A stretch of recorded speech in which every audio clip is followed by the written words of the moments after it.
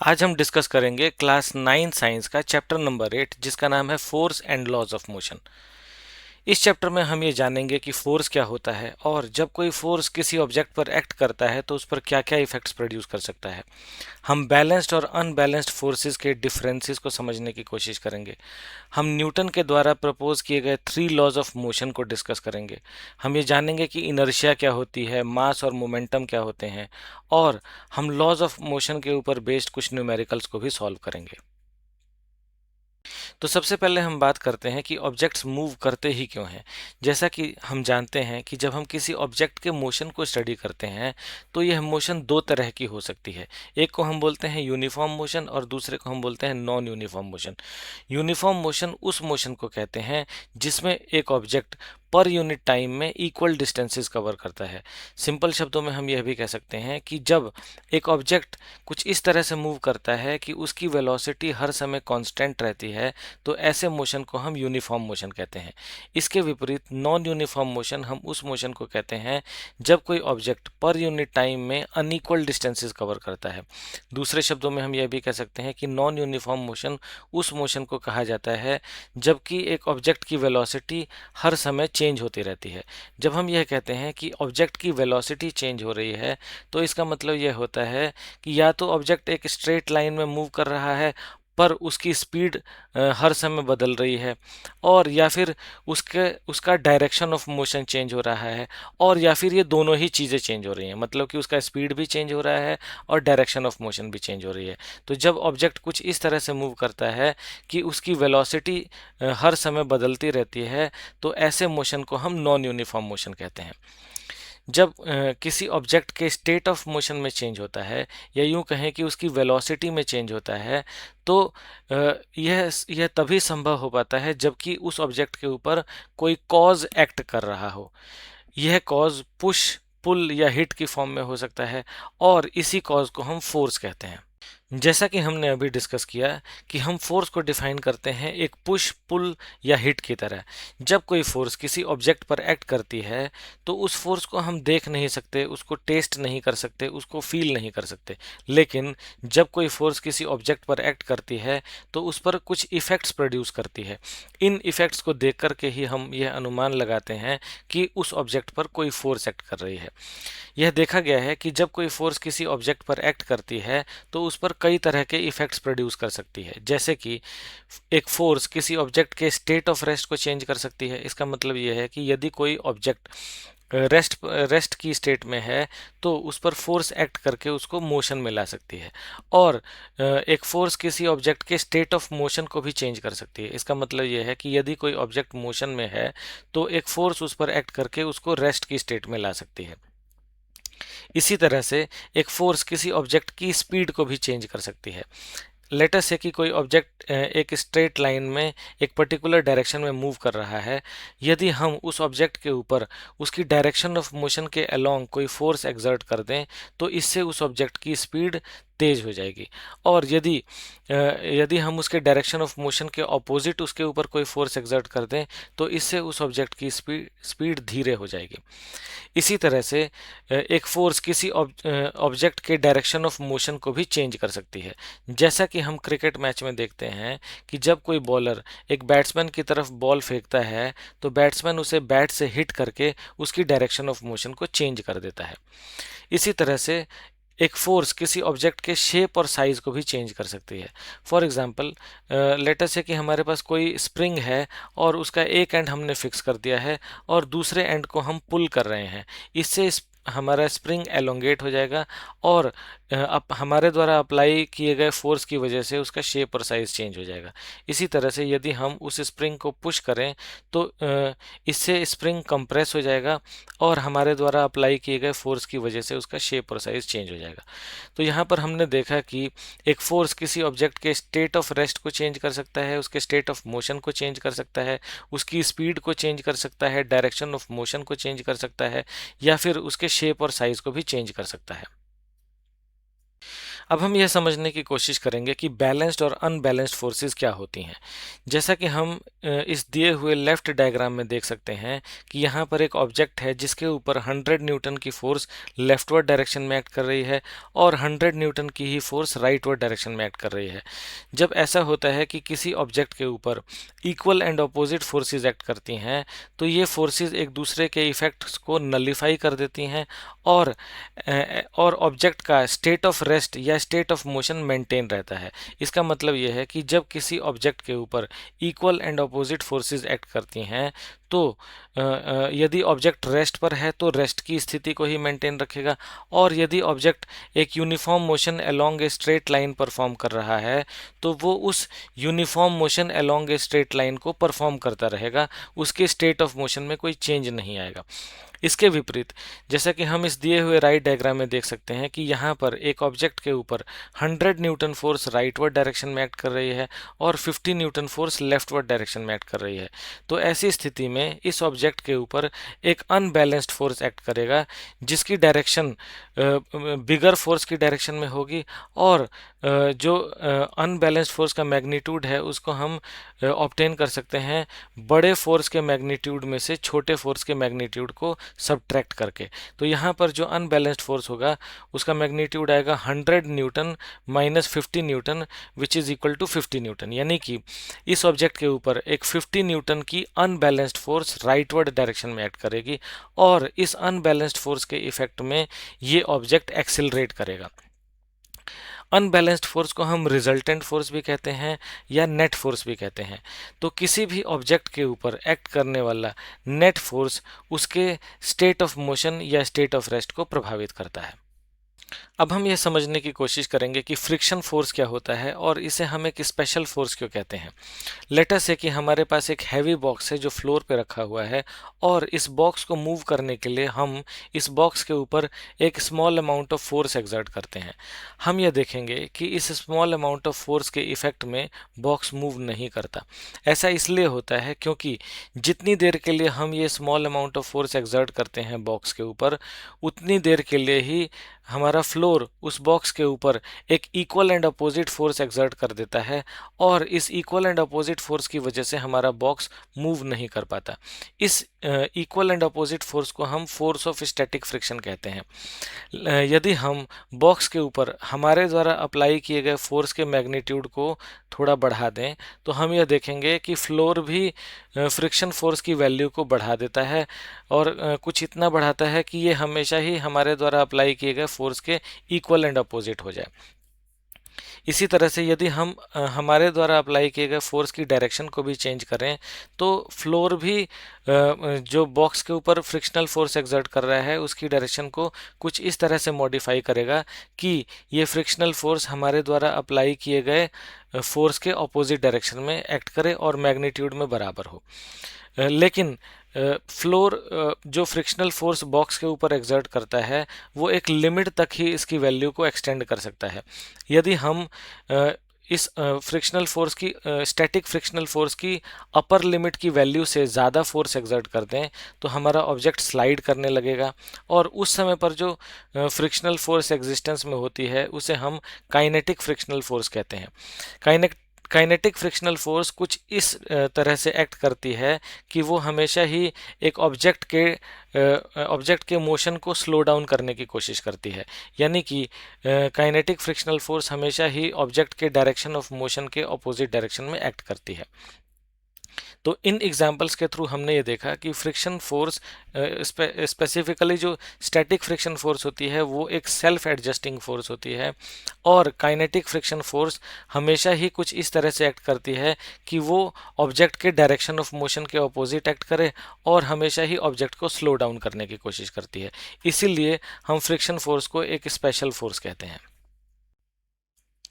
Galileo Galilei जो कि एक इटालियन साइंटिस्ट थे, उन्होंने इंक्लाइंड प्लेन्स पर ऑब्जेक्ट्स के मोशन को डिटेल में स्टडी करा और अपनी स्टडी से उन्होंने यह कंक्लूड करा कि किसी ऑब्जेक्ट के यूनिफॉर्म मोशन को मेंटेन करने के लिए किसी भी फोर्स की आवश्यकता नहीं होती है।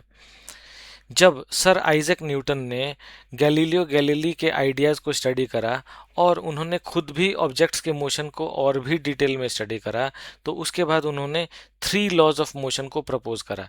इन थ्री लॉज ऑफ मोशन को हम न्यूटन्स लॉज ऑफ मोशन कहते हैं। तो हम सबसे पहले बात करते हैं Newton's first law of motion के बारे में।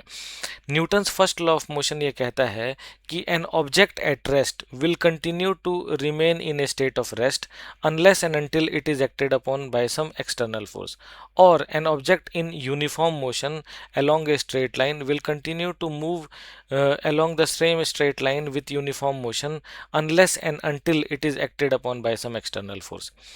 सिंपल भाषा में हम ये कह सकते हैं कि यदि कोई ऑब्जेक्ट रेस्ट की स्थिति में है तो वो अपनी रेस्ट की स्थिति को तब तक मेंटेन करेगा जब तक कि उसके ऊपर कोई अनबैलेंस्ड फोर्स एक्ट करके उसके स्टेट ऑफ रेस्ट को डिस्टर्ब ना कर दे।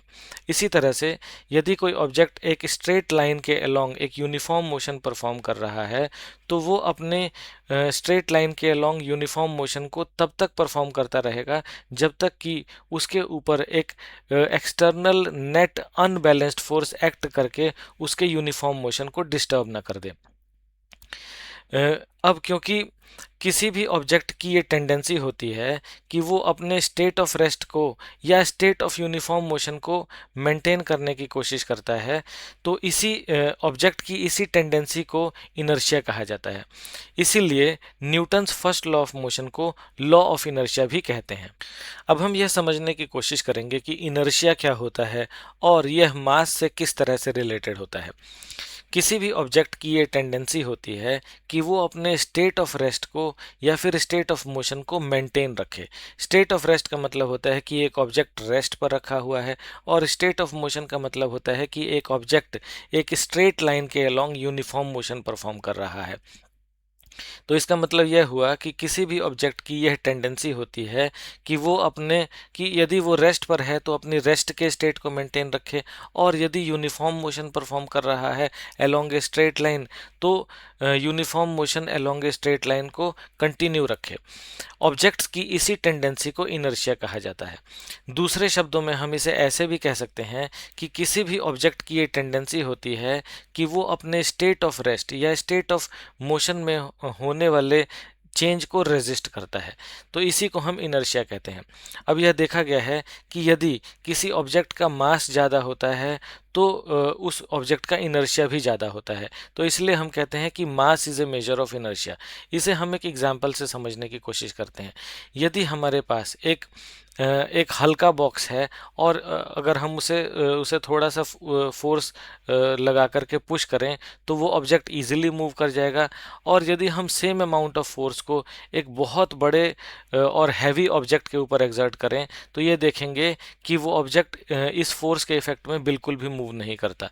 इसका मतलब ये है कि जिस ऑब्जेक्ट का मास ज़्यादा है उस ऑब्जेक्ट की अपने स्टेट ऑफ रेस्ट को मेंटेन करने की टेंडेंसी भी ज़्यादा है, और जिस ऑब्जेक्ट का मास कम है उसको अपने स्टेट ऑफ रेस्ट को मेंटेन करने की टेंडेंसी भी कम है। इसी तरह यह बात स्टेट ऑफ मोशन के लिए भी वैलिड होती है कि जिस ऑब्जेक्ट का मास ज़्यादा होता है उस ऑब्जेक्ट की टेंडेंसी अपने स्टेट ऑफ मोशन को मेंटेन करने की ज़्यादा होती है, और जिस ऑब्जेक्ट का मास कम होता है उस ऑब्जेक्ट की टेंडेंसी अपने स्टेट ऑफ मोशन को मेंटेन करने की कम होती है। तो हम सिंपल शब्दों में यह भी कह सकते हैं कि जिस ऑब्जेक्ट का मास ज़्यादा होता है उसका इनर्शिया ज़्यादा होता है, और जिस ऑब्जेक्ट का मास कम होता है उसका इनर्शिया कम होता है। Newton's second law of motion को हम रियल लाइफ के कुछ एग्जांपल्स के थ्रू समझने की कोशिश करते हैं। लेट अस से कि हमारे पास दो बॉल्स हैं, एक का मास 1 किलोग्राम है और दूसरे का मास 2 किलोग्राम है, और लेट अस से कि दोनों ही बॉल्स सेम स्पीड से ट्रेवल करते हुए आकर के हमें हिट करती हैं। तो हम यह देखेंगे कि जिस बॉल का मास ज़्यादा है उससे हमें ज़्यादा चोट पहुँचती है, और जिस बॉल का मास कम है उससे हमें कम चोट पहुँचती है। तो इस एग्जाम्पल के थ्रू हमने ये देखा कि कोई ऑब्जेक्ट किसी दूसरे ऑब्जेक्ट पर कितना फोर्स एक्सर्ट करेगा यह इस बात पर डिपेंड करता है कि उस ऑब्जेक्ट का मास कितना है। इसी तरह से हम एक दूसरा सिचुएशन कंसीडर करते हैं। लेट अस से कि हमारे पास दो बॉल्स हैं और दोनों का ही मास 1 किलोग्राम है। एक बॉल हमें 10 मीटर पर सेकंड की रफ्तार से आकर के हिट करती है और दूसरी बॉल हमें 20 मीटर पर सेकंड की रफ्तार से आकर के हिट करती है, तो हम ये देखेंगे कि जो बॉल हमें 20 मीटर पर सेकंड की रफ्तार से आकर के हिट करती है वो हमें ज़्यादा चोट पहुंचाती है उस बॉल के कंपैरिजन में जो कि कम स्पीड से हमें हिट करती है। तो इस एग्जांपल से हम यह समझ सकते हैं कि कोई ऑब्जेक्ट किसी दूसरे ऑब्जेक्ट पर कितना फोर्स एक्सर्ट करेगा यह इस बात पर भी डिपेंड करता है कि उस ऑब्जेक्ट की वेलोसिटी कितनी है। तो इन दोनों ही एग्जाम्पल्स के थ्रू हमने ये समझा कि कोई ऑब्जेक्ट किसी दूसरे ऑब्जेक्ट पर कितना फोर्स एक्सर्ट करेगा यह इस बात पर डिपेंड करता है कि उस ऑब्जेक्ट का मास कितना है और उसकी वेलोसिटी कितनी है।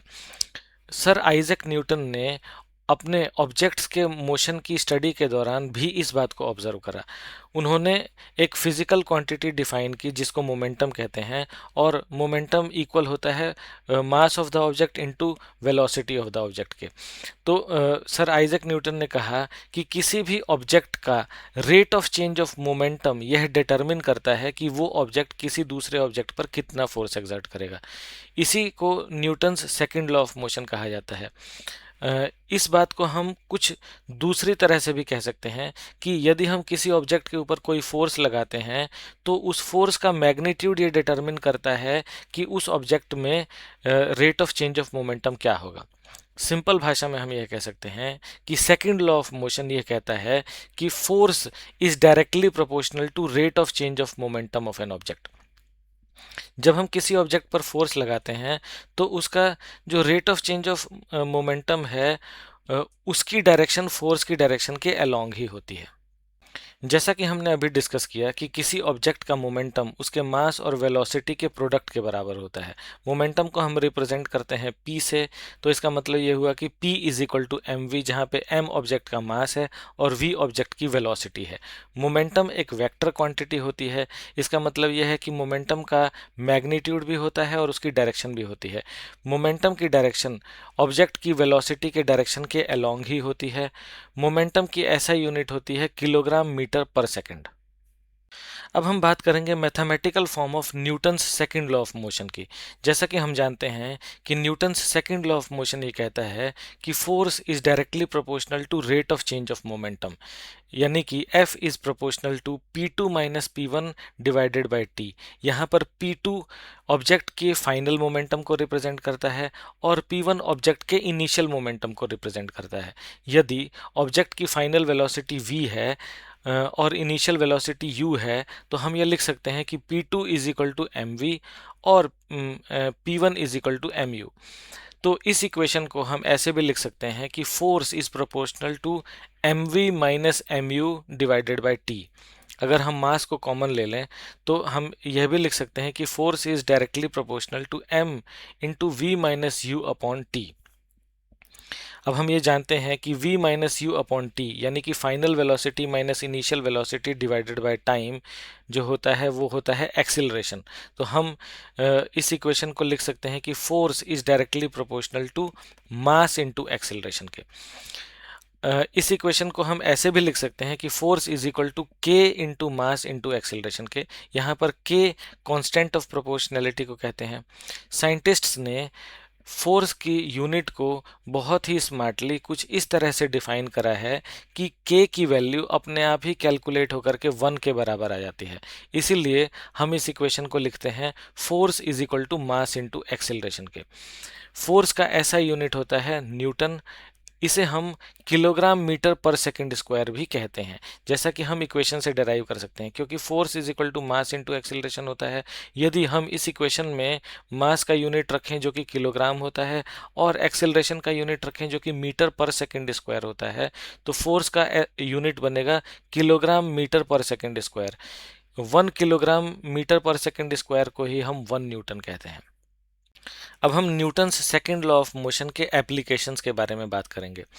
जैसा कि हम देखते हैं कि जब एक क्रिकेटर कैच पकड़ता है तो अपने हैंड्स को बॉल की डायरेक्शन ऑफ मोशन के अलोंग पुल करता है।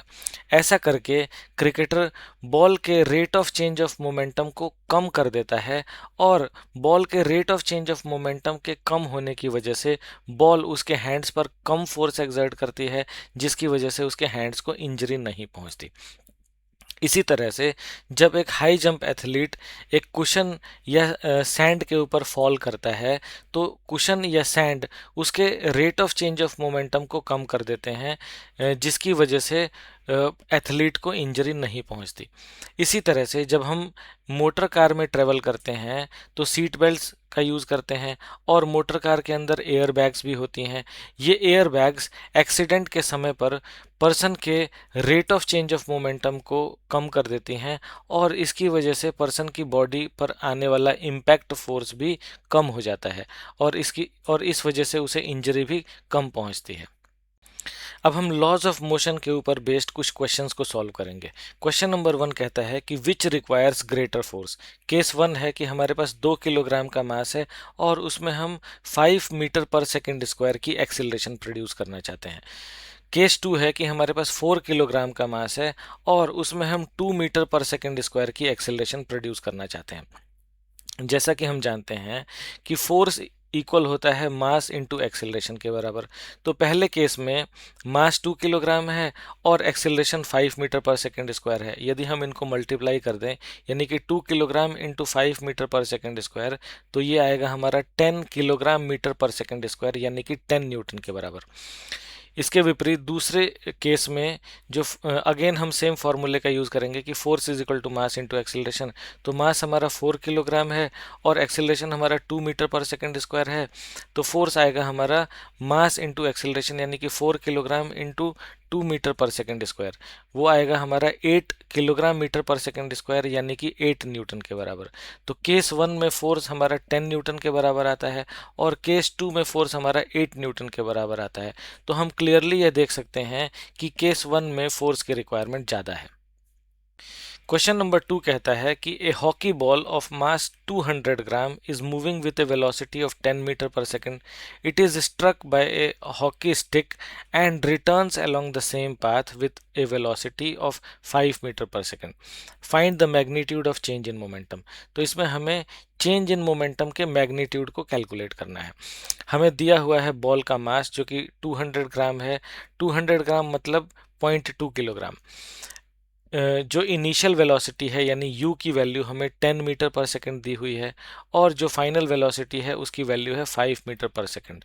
अब क्योंकि क्वेश्चन में यह दिया हुआ है कि हॉकी स्टिक से स्ट्रक होने के बाद बॉल सेम पाथ पर रिटर्न कर जाती है, इसका मतलब यह है कि बॉल की जो फाइनल वेलोसिटी है उसकी डायरेक्शन इनिशियल वेलोसिटी के ऑपोजिट है।